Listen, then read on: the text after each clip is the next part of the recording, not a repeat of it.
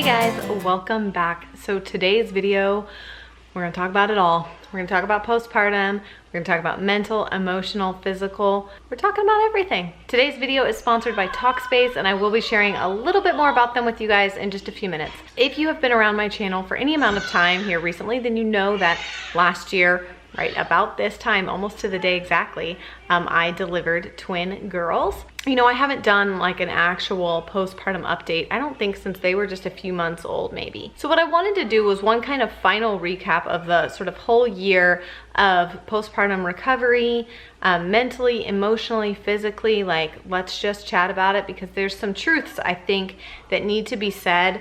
And I really more specifically talk a little bit more in depth about body image and things like that. So I have actually a lot of notes because this video is very important to me, and I just think that this side of motherhood needs to be talked about more. And this is something that, like I said, I take very seriously and is very important to me. So I want to make sure that I had notes so that I didn't forget anything, and I'm going to try to articulate things the best way I know how. Yeah, let's jump in. Let's talk a little bit about mentally first. For me personally, I really had certain expectations. Again, I already had 5 other children, so I thought I knew what to expect, how things were gonna go. I was pretty confident in my mothering, but let me tell you something. 2 babies at the same time is a whole nother ball game. It is completely different, in my opinion, than having a singleton baby. Having babies close in age doesn't compare. Having artificial twins, like Noah and Rosie are artificial twins because they are technically both the same age, it's still not the same thing. There's just nothing quite that compares to having 2 infants at the same time. I can't even imagine 3, 4, 5. Whew. But 2 infants at the same time, needing your attention, just needing you, needing all of you, both at the same time. That was something I knew was going to be challenging, but I don't even think that I had actually mentally prepared myself for how hard it was actually going to be. Again, you think you can prepare, but it's really, really hard. So I struggled with a lot of feelings of guilt, feeling like I could not give them both what they needed at the same time. And of course, it doesn't help that I'm on social media too. So of course I had people telling me, oh, it's so obvious that you love this baby more than the other one. How come you hold her more than you hold the other one? That's extremely hard to be postpartum, emotional, and being criticized about how much and how well you love your children. That's, for most women, that's a very tender spot.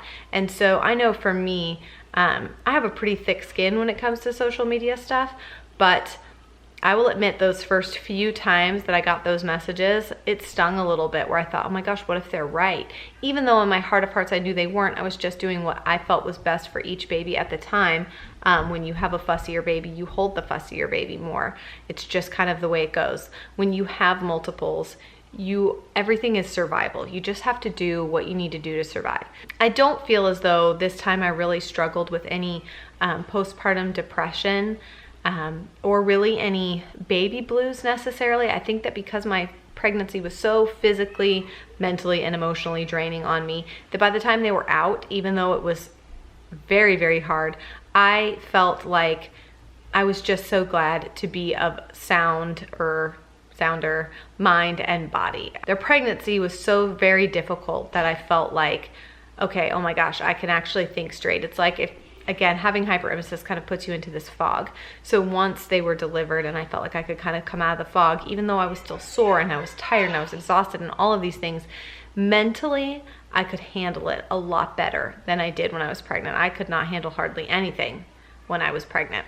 The reason I was really excited to partner with Talkspace today and share with you guys really quickly about them is just because I think that, especially postpartum, sometimes women, man, we tend to really stuff things. We just stuff everything down. We don't want to talk about things because we think it makes us a bad mother. I know women who've given birth to babies and felt like, oh my gosh, I will take care of you and I like you, but I don't love you. Like, I don't have feelings of love for you. And of course those come with time and stuff, but not a lot of women are talking about those kinds of feelings. So it can be very isolating and you can feel very alone. There are just times in motherhood in general, but I feel like especially in that postpartum period, where you need somebody to talk to. And first of all, a lot of people don't have somebody that they can talk to give really sound advice and listen and help them. It can be difficult when you've got little kids. So where do you find the time to drive and go see a therapist? All of that can be really challenging. So they're an online therapy platform. There are over 2,000 therapists on their site, just ready and waiting to talk to you if you need to talk. You can send a message to your therapist whenever you want, and you will hear from him or her 5 days a week, which is really nice. That way, if you're really going through something, you don't have to wait 2 weeks or 3 weeks for another appointment to be able to talk to somebody. You can do it pretty immediately. Like I said, as moms, that's awesome because you can really work on your mental health anywhere, anytime, from your home, from your bed while you're nursing a baby, whatever it is. I think that's awesome to be able to work on those things that you need to work on from wherever you're at, whatever space in your life you're in. So Talkspace will match you with basically like the perfect therapist for you. It's a fraction of the cost of traditional therapy, and you really can talk to someone whenever you need to. You can just shoot a message through to your therapist and have someone to talk to. So I will leave a link in the description box if you guys want to check out Talkspace. I think it's amazing. Again, especially amazing for you mamas that are in postpartum periods. I think this is just like such a great thing, such a great option. I have a discount for you guys to get $45 off your first month if you want to try it. The website is talkspace.com/thisgatherednest. And like I said, if you use the code NEST, that will get you $45 off your first month. Of course, all of those details will be down below in the description box if you need them, but I really think that that's an amazing thing in a time and a space where people are finally starting to talk a little bit more about mental health. I 100% believe in therapy and seeing a counselor. I think those things can change your life. So if you are interested, I would definitely check out the links below. Okay, so let's talk a little bit more about emotionally. So as you guys know, I struggled with infertility for 2 years prior to having the babies. So when I found out I was pregnant, my emotions were, I was spectacular. I was thrilled, I was excited, I was elated, all of those amazing feelings. I was finally pregnant. I was just so excited.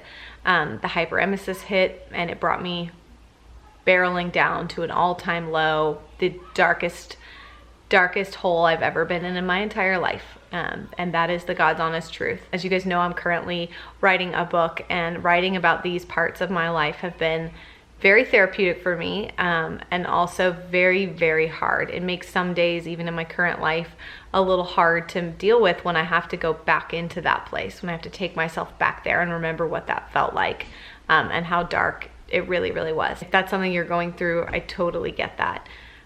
But it put a cloud over most of my pregnancy, just to be honest, because again, hyperemesis, the way that it drains you so much, it also affects you mentally. And again, I had to be on quite a few different medications, and some of those medications were like psychiatric medications. Their purpose for me wasn't meant to be psychiatric, it was for other things, because off-label use of medications, but they were psychiatric medications. And so I just felt very mentally and emotionally affected during my pregnancy.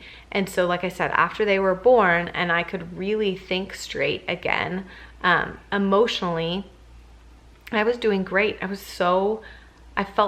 just felt so happy that they were here and that they were safe, and honest to God, like happy to not be pregnant anymore. It's crazy to want something so badly and to wish for it and to pray for it, but then also be so incredibly happy when it's over, because it's so hard.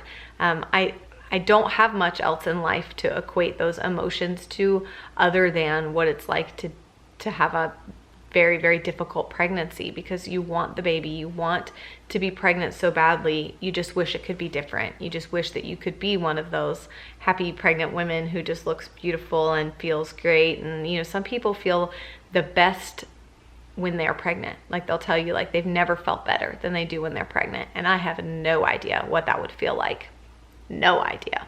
I feel like a gremlin when I'm pregnant. Like, you pour water on those cute little furry animals and they turn into gremlins. I feel like that's me. Like, you put a baby inside me and I turn into a monster. So emotionally, over the last year, it's been such a mix, knowing that I will never carry another baby, even though I don't want to, in the sense that I couldn't put myself or my family through that again. I really feel like my emotions have been in a place of just complete gratitude, so incredibly grateful that the babies are here, that I was able to carry them to not quite to full term, but really, really close, and to a place where they were healthy when they were delivered. They were tiny, and I wish, in hindsight, I wish I could have carried them at least another week or two. At that point, there wasn't anything I could do. I mean, I had to deliver them because of blood pressure, so I didn't have a choice in that. I feel very lucky that they were as healthy as they were and that they were able to come home with us, because one of my asks and one of my prayers the whole time while I was pregnant was that I wouldn't have to do the NICU thing with 5 other kids at home and our hospital being 30 minutes from our house, having to do the NICU thing. And I know some of y'all have had to do that, and I know some of y'all have had much longer drives, and it's been a hard road. So I think you would understand my desire in not wanting to have to do that. So I was very, very grateful that wasn't part of our story with the twins, that we were able to bring them home. So yeah, so the last year emotionally has been just a lot of gratitude for these babies, and for the fact that it really wasn't all that long ago that, I mean, I know it sounds kind of like crass, but that they were just frozen in a Petri dish. They were just little frozen cells, stuffed away in a freezer, in a deep freezer. And now here they are, crawling, scooting along furniture, laughing, talking. Amelia says ball, and they both say like mama and dada, and like they're here, they're humans, they're here. And it's crazy to me to think that it really wasn't all that long ago that, like I said, they were just frozen in a Petri dish. Like I said, the adjustment of 2 babies has been hard, and there have been feelings of failure, for sure, feelings of failure, and feelings of, if I had just had one at a time, I would have been able to give them more of me. Maybe I would have been able to breastfeed longer. You know, just different things. You know, moms, like, we just guilt ourselves about everything. I try really hard to, when those emotions come up, to sort of squelch them and be like, no, you know, God gave you these 2 beautiful babies at the same time. They have a bond, and really trying to give myself the grace of knowing that I really am doing the best that I can. And I want to remind you too, mama, if you need to hear this, that your best is good enough. They love you, your babies love you, your baby loves you, and that, you know, my best is good enough for them. It is. It's exactly what they need. And my best is good enough. It is more than sufficient. They are loved, they are happy, and that's what really matters at the end of the day. I know this video is crazy long already, but we got to talk about the physical, guys. I wanted to save this for last because I hate to put too much emphasis on it, and you're gonna hear why in a second when I go through all these crazy notes. But let me just tell you guys, the physical has been the hardest part of all of this. Not just, you know, obviously physically their pregnancy was very difficult on me. Being pregnant with 2 babies is really hard. There's just lots of very painful physical aspects of being pregnant in general, but also being pregnant with twins was a completely different ball game. I mean, I've been pregnant with a singleton baby twice, and it wasn't a cakewalk, but it was nothing compared to the pains and things that came with a twin pregnancy. I was very physically unable to do a lot of things when I was pregnant, which affected my mental state as well. But also everything I went through in the beginning of their pregnancy, being admitted to the hospital with hyperemesis and all the medications they put me on that caused me to retain like 40 pounds of fluid in the hospital. So I was like, what, 9-10 weeks pregnant and had already gained 40 pounds. So it's just really hard. My weight really fluctuated a ton up and down through the first like half of my pregnancy. It was kind of crazy. So when it was all said and done, I had gained over 50 pounds. And not that that's not like it's an unhealthy amount of weight to gain, for especially for twins.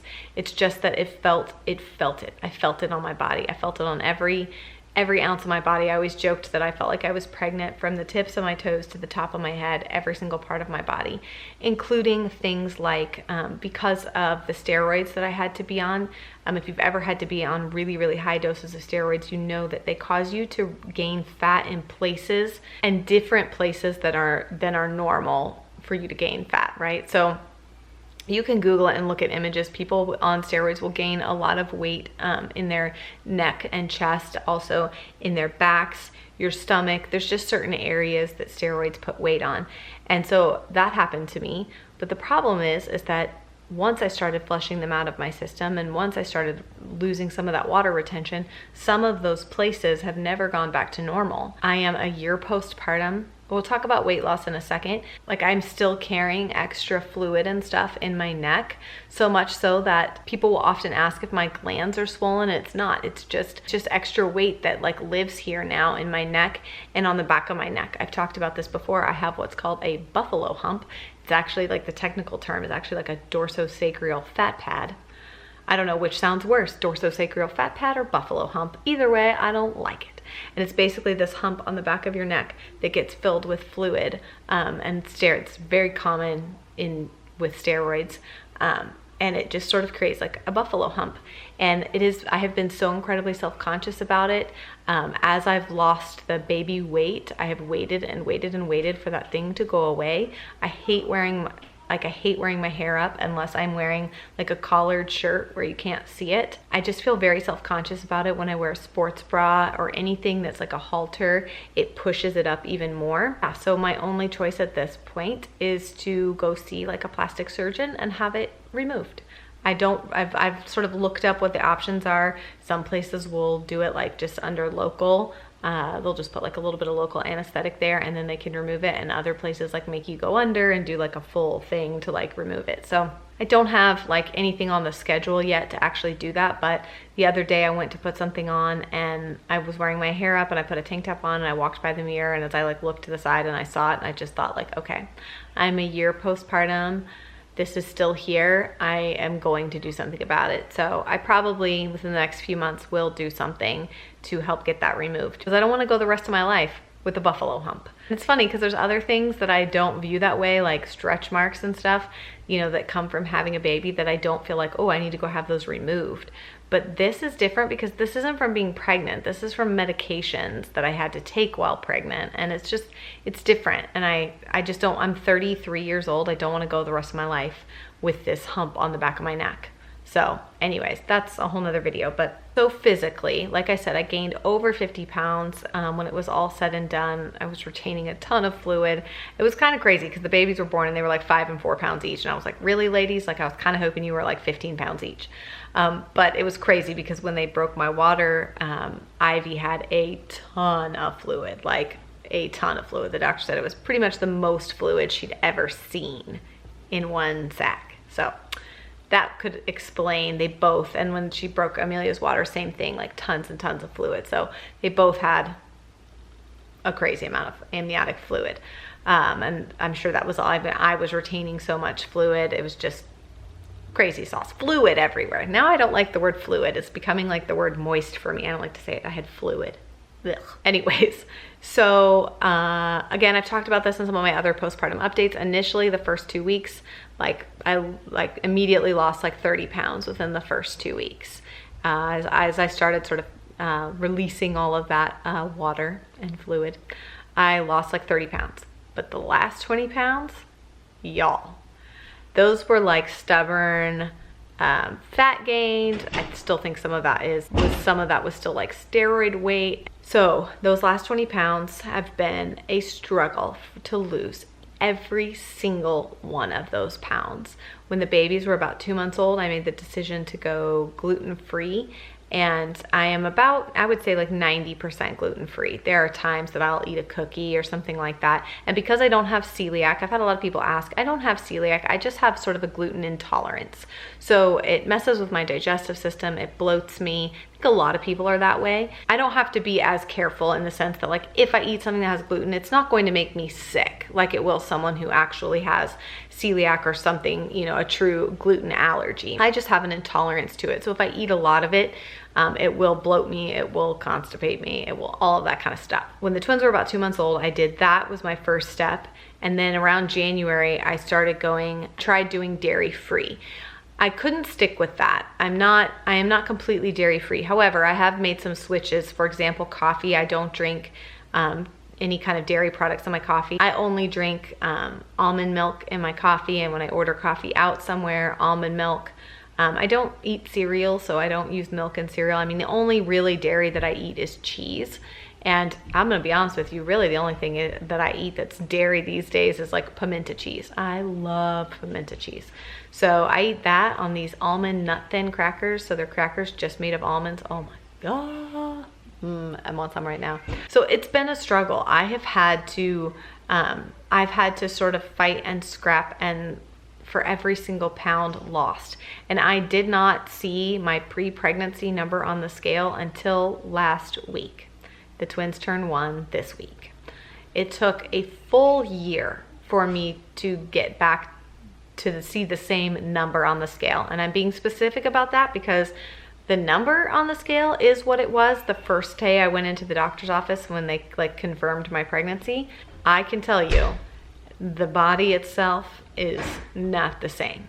I would not say oh, I'm back to my pre-pregnancy anything. My body, I feel like, is put together completely differently than it was before. Okay, maybe not completely differently, but very, very differently than it was before. Things fit differently. I can wear a lot of my pre-pregnancy clothes, but some of them still just don't fit the same. Like I said, I have fat in places that I didn't used to have fat. It has been incredibly hard to lose weight and to tone up with working out and eating healthy. It's still been incredibly hard. Like I said, I really sat at about 5 pounds over my pre-pregnancy weight until this last month. And this last month, I was able to sort of let go of those last 5 pounds. When I got pregnant with the twins, I had already gained 15 pounds from the 2 years of fertility treatment. So over the 2 years where we were, I shouldn't say, it was really the last year that we were doing fertility treatments. So the 2 years in trying to conceive, the last year of that, when we were trying different fertility treatments and I was on different medications, I put on about 15 pounds in that year leading up to when I got pregnant. That means that now, even though I'm at my pre-pregnancy weight, I'm still about 15 pounds over where I would like to be. All that being said, I do want to say that I am trying so hard to give myself grace and understand that I have the rest of my life. I am not trying to make myself miserable, crash diet, anything to lose this last 15 pounds. I want to enjoy my life. I want to enjoy my babies. I'm not going to make myself miserable, but it's very, very difficult. And I think that a lot of us women could probably agree that it is a lot easier to extend the grace to other people than it is to yourself. I know that when I see women who've just had babies and or have had babies in the last year, if they're like, oh, I still haven't lost the weight, I think in my head girl, calm down. Give yourself some grace, you just had a baby, whatever. But it's a lot harder to give that to yourself, at least for me. I don't know about you, but at least for me, it's a lot harder for me to give myself, extend that same kind of grace to myself. I kind of call it practicing what I preach. If I can be so encouraging and truly mean it to my friends and other people in my life, but the way I talk to myself is different. And I really, really hate that. And that's something that I really want to change, is I want to be as kind to myself as I would be to my girlfriend. I would never make my girlfriend feel bad for not having lost all of her baby weight yet, or feeling like she has a little bit of a gut, or her butt's too big or whatever. I would be like, you are crazy.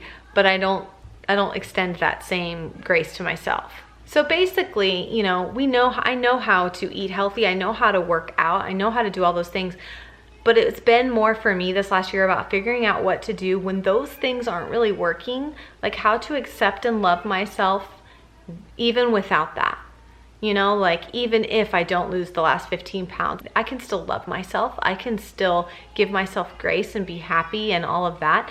So some of the things that I've done to sort of steer the ship in that direction is be really careful of the things that I consume media-wise, the people that I follow on Instagram, the shows that I watch, the YouTube channels that I watch. If it is something that makes me feel bad about myself, then I just sort of exit out of my life. Mute is a great option if you don't want to unfriend somebody or unfollow somebody. Muting is a great option. If it's affecting you negatively to see it, then I would say absolutely consider muting that for a time until you can sort of get a grip on how you're feeling. So that's something that I've done. Another thing that I do is with clothing. I know that a lot of people don't want to buy clothes until they're back to their pre-pregnancy weight and all of that kind of stuff. I've not done that to myself. Since I had the twins, I've allowed myself to buy clothes in the sizes that I needed them as I needed them.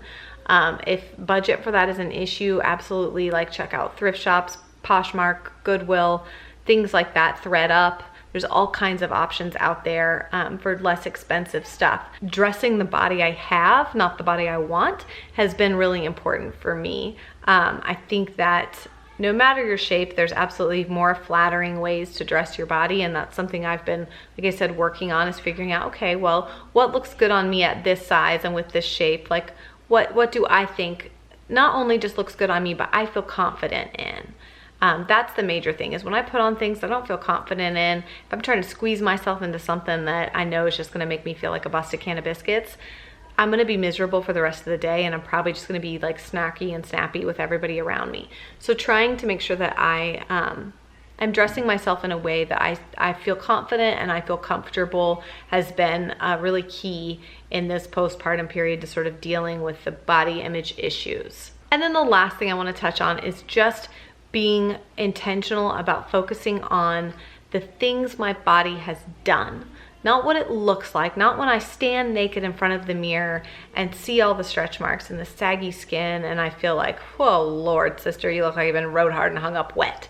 You know, like, I try not to focus on that. I try to focus on what has my body done.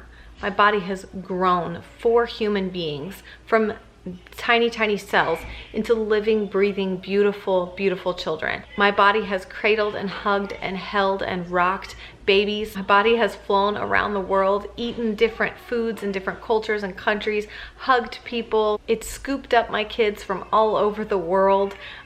It's just, my body has loved and nurtured and held 7 beautiful, amazing children. And I cannot be mad at it for that. Like, I cannot be mad at it because my 33, almost 34-year-old body doesn't look like my 20-year-old body did. And y'all, I mean, if you're anything like me, did you appreciate your 20-year-old body when you had it? No, you picked that apart too. Because that's what our society tells us anyways, is to just pick ourselves apart at every stage. So even when I had that like really nice 20-year-old body, I didn't appreciate it then.